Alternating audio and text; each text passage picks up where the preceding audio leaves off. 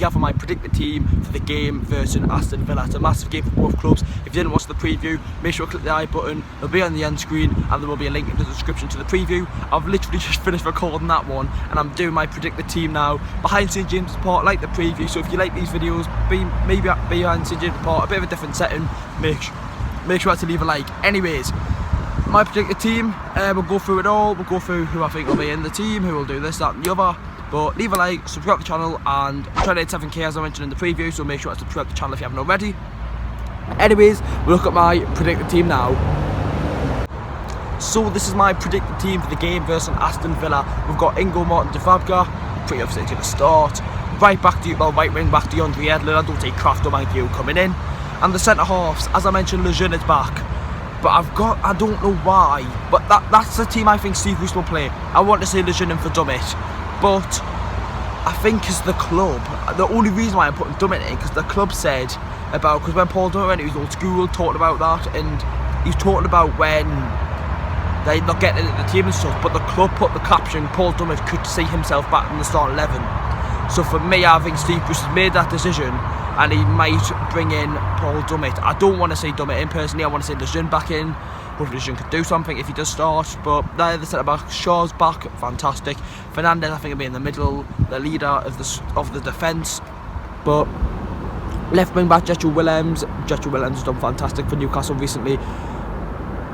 He's been great. And Matt Ritchie's back. For me, Matt Ritchie, although the only reason we might need Matt Ritchie back is for the shout in the dressing room, that voice in the dressing room that clubs do need. When you look at the side now, you don't really, for me, there's not really anyone there.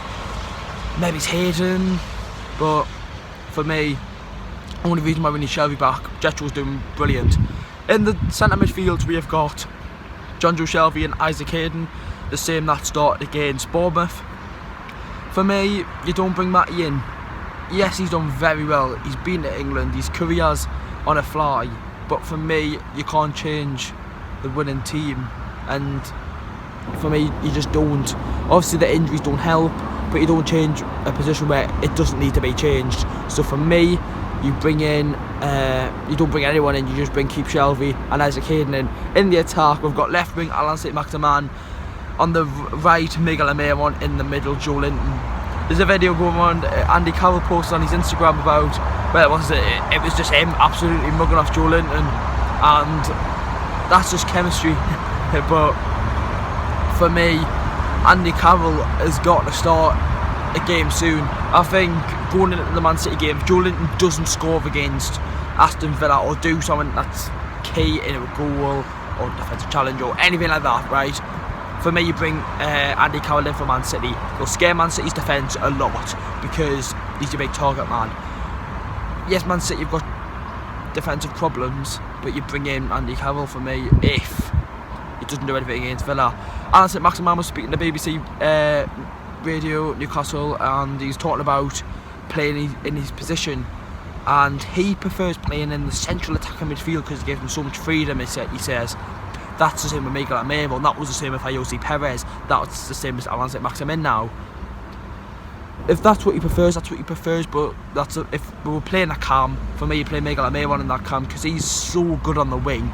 He can take your defenders on, and if they start someone like Neil Taylor, he'll have them to shreds. I'm trying to think, I don't know who Aston Villa plays right back. Off the top of my head, I don't have a clue. Like, I don't know. I don't know. But Maximin will have them straight down that line. Hopefully Miguel Almiron, because Miguel Almiron will be against Matt Target or Neil Taylor.